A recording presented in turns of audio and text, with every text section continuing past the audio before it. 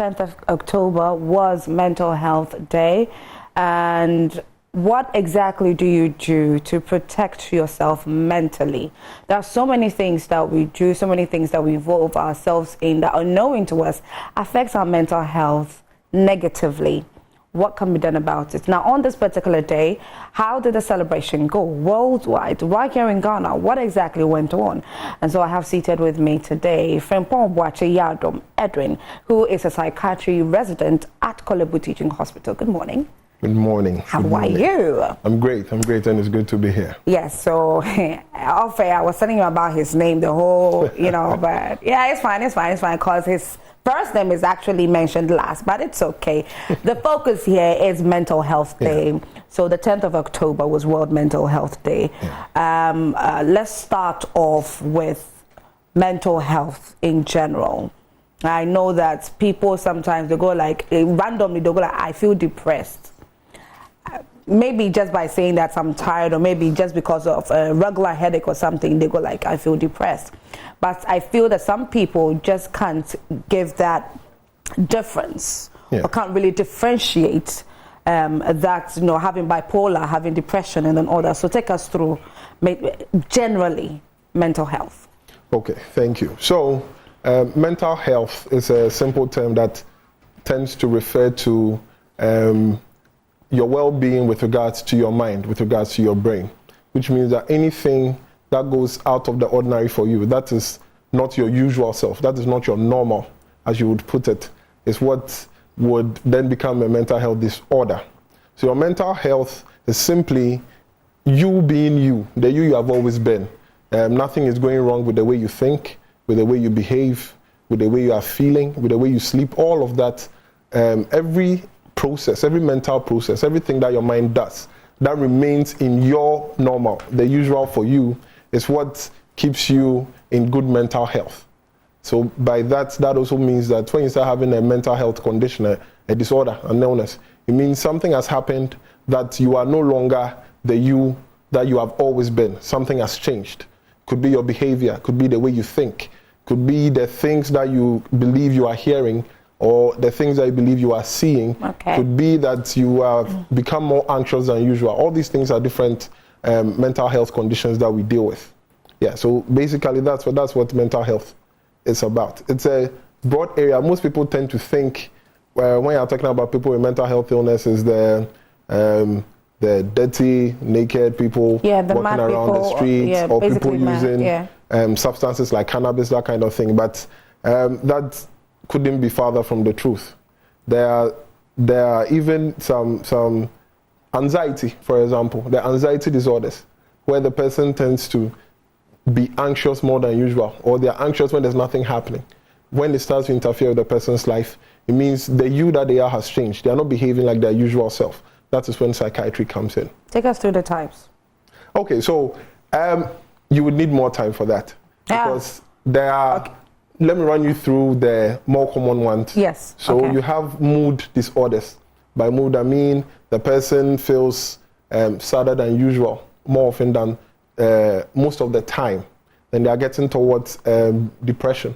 Going the other way, you are getting towards what we call mania, manic episodes. Then you are dealing with bipolar.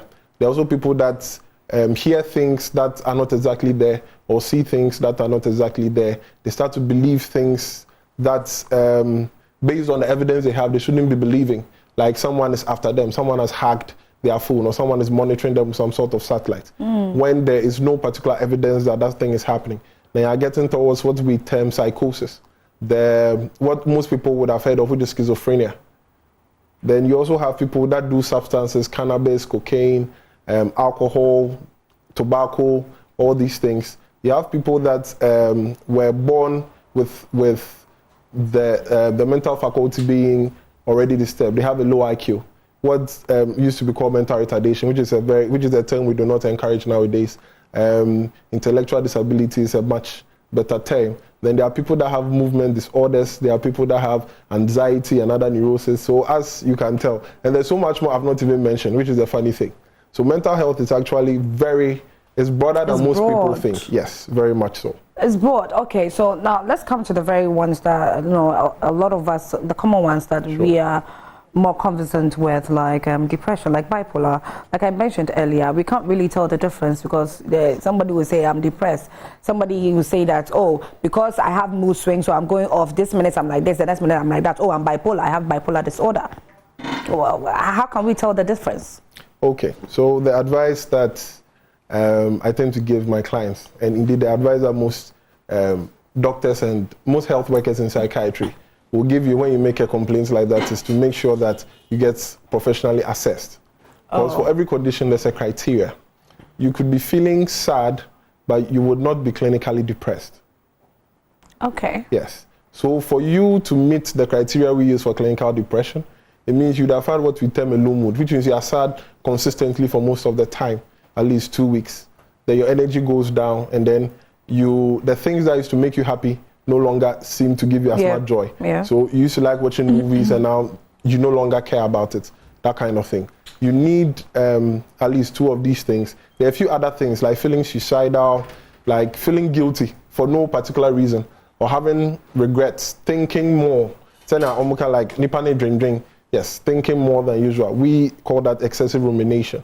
Excessive rumination. Yes, like the way a ruminant chews the food over and over again, but this time it's in your mind. Okay. Yes. Okay. So there's that. Some people also have homicidal thoughts, like they want to harm other people. Yeah, some people have appetite issues, sleep issues. So looking at the complaints a person is having, then based on the criteria we have, then we can decide that yes, maybe you are having a clinical depression after all. And the thing about most mental health disorders is they tend to interfere with your usual life, the things you would usually do. So it makes it difficult to do your work.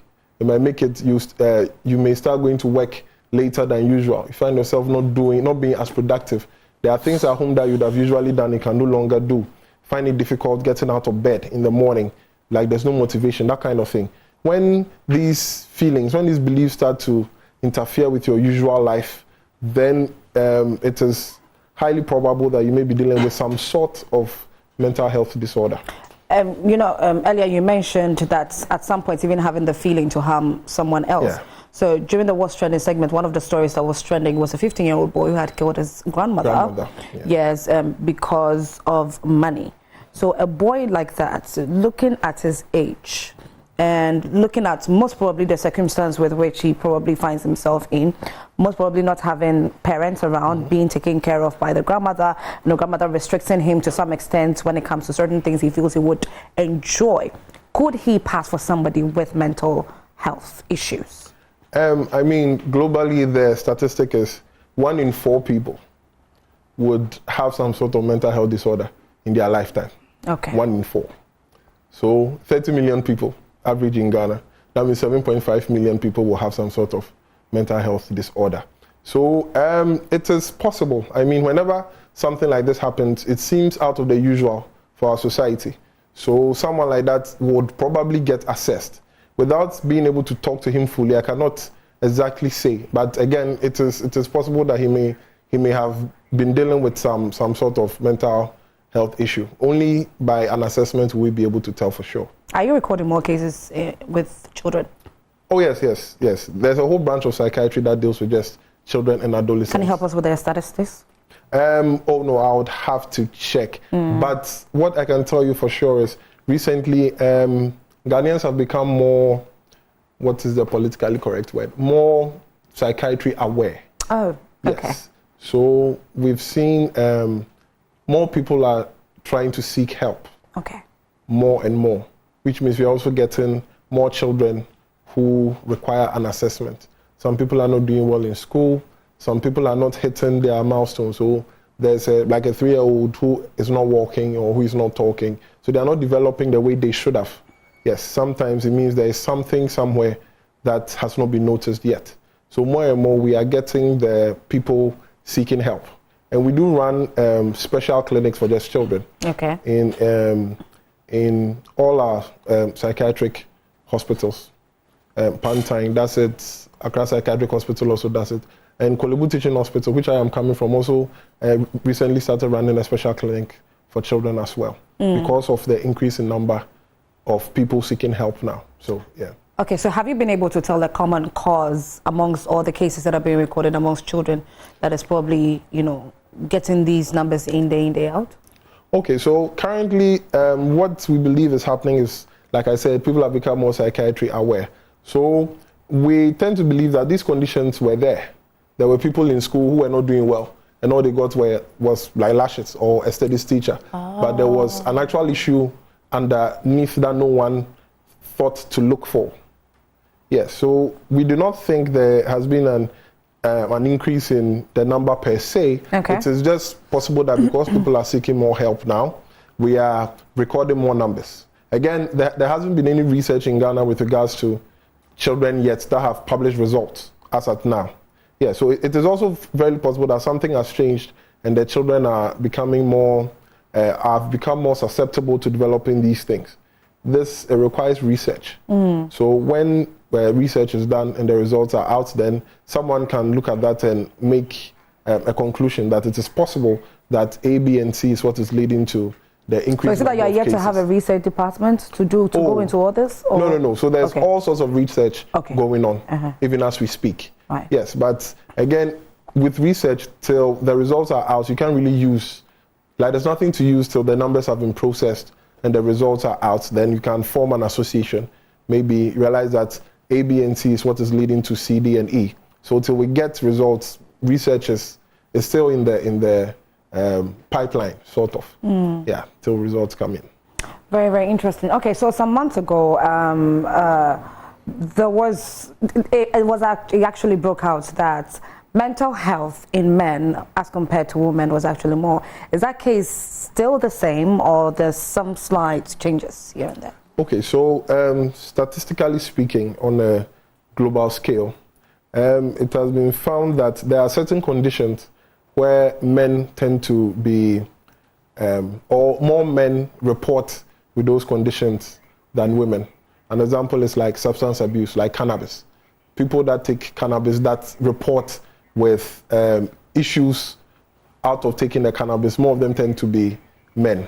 There are other conditions too where women tend to report a bit more, like along the mood disorder line. So it's depending on the particular condition you're looking at. You may have more men than women and vice versa. Yeah. Okay, now let's talk about the World Mental Health Day, 10th October. Globally, what happened? How was this celebrated, if that's how I should put it? And in Ghana, what exactly was done as well? Okay, so the Mental Health Day, like you said, is 10th October, that's yesterday. The theme for this year's celebration is mental health is a universal human right. Okay. Which is true, because if healthcare is a universal human right, mental health being in there is also a universal human right. Now, globally, it is a day, but in Ghana for the past few years, what we tend to do is make it a week. So for the whole week, this week is actually the mental health week as it has been put up. So for different facilities, it's basically about going out there, getting the word out, trying to spread awareness. For example, for Kolebu Teaching Hospital, the first thing was a health walk on Saturday in the Kolegono and the environs, trying to get people aware of this. Then we had a public lecture yesterday. Today, as we speak, a couple of my colleagues are at Bleo, Accra Academy, speaking to the students, giving them a health talk, trying to find out if there are people in there that require our help. Tomorrow at Kolebu Teaching Hospital, for example, we have an open day at our department. It's called the Melody.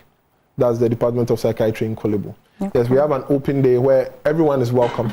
You can come in, see the kind of therapy we use for our clients. Some clients have done some beautiful artwork. They will display it. There will be different activities, a sip and paint with an instructor, a few games, just to get people, try to take away the stigma. It's like a week-long Yes, it's always, for the past few years, it's always a week-long celebration. Okay. Yes. And then on Friday, we also head to other schools, try and reach out to the younger ones, see if there are things in there that we should pick up. Just like Kolebu is doing, Pantang is also engaging in a health week. Accra Psychiatric Hospital the same, Ankafo Psychiatric Hospital. So basically every psychiatrist in Ghana, every person in their workspace, nurses, pharmacists, everybody, realize that making it a week gives us more time to put mental health out there, like I'm hopefully doing now. Yeah, like you're doing now. So that's how we celebrate it in Ghana. Okay. And the message is that mental health is a universal human right. And that if you're out there and you think you need help, find a facility, any health facility at all. Any hospital in Ghana with a polyclinic going up has a mental health department. You just need to find it and speak to somebody there. If you need something else, they will send you to the appropriate person. But it is important because, like I said, it's 1 in 4. That's 25%. We are 2. If there were 2 other people here, it means one of us would have had a problem in their lifetime where they need a psychiatrist. That is a lot. The last research was in 2021 by the WHO. The estimation was that 3 million people at that time needed a psychiatrist. Only God knows how many had seen a psychiatrist. I'm definitely sure it wasn't 3 million people. It could have been more. Yes. I mean, it's Ghana. Some people get lost in the nooks and crannies. Yes. Some people are on the street. You can't really exactly trace them. Yeah. Some families, because of the stigma, will be hiding some of these issues. So it is fairly possible that it might be more than the 3 million. Okay. Edwin, briefly before we go, kindly take us through what exactly we can do to protect our mental health, to have a stable mental health. Yeah. Good. The first thing that I always talk about when I'm asked this question is sleep. Sleep. Yes, rest. As I speak to you as a doctor myself, I cannot say I always get enough rest. I can't. But the truth is that everybody requires enough sleep. And some people give a time frame, but it's actually different per person. Some people will be fine on just 3 hours. Some people need 10 hours. You just have to know yourself. If you sleep for 3 hours and it's not enough, you'll be aware. You don't need me to come and tell you. That one, you don't have to come to me to tell me that. You'll be aware that it's not enough. You have to sleep well. You have to eat right. Eating right is very important. You have to seek help. Right now, the thing that we are pushing the most is seeking help. Because there are people who have already developed things and maybe they are not too sure where to go, or they're afraid if they go to, let's say, Pantai and someone sees them. You've gone to the psychiatric hospital. You are mad. A word that my people will tell you, the word mad as it exists it doesn't really mean anything to us, because when people say that, they mean a whole lot of things. Okay. Yes. So you seek help, you eat right, you sleep well. And then the other thing is we have to learn to deal with stress, because stress will always come, no matter what you do. I'm fairly certain you have your own. Yes. See, that is the evidence. Yes, so stress will always come. And there are various ways of dealing with stress. You just have to find the one that works for you. Okay. Some people use hobbies, sometimes sleep, for example. For people in relationships, there are other things that can go on between them and their partners. That's also known to help with dealing with stress. So these are the very common things that people can do to help, maintain their mental health as they want it. However, it is important that I state again, if there's someone out there who believes they are having something, could be anything, like headaches, anxiety, ADHD, intellectual disability, dyslexia, schizophrenia, anything that has to do with your mind, just find a hospital and seek help. Seek help. You're always welcome to report to Kolebu. As for the Melody, you'll find us a very beautiful building. And then there will be someone in there to offer you some help. Okay, Edwin, thank you so much for being here, and thank you for this insightful conversation, viewers. This is where we end this conversation on World Mental Health Day. I hope you've learned a lot from Edwin. My guest today has been Edwin. Edwin, who is a psychiatry resident at Kolebu Teaching Hospital. Edwin, thank you once more. Have a lovely morning. Thank you for having me. Bye.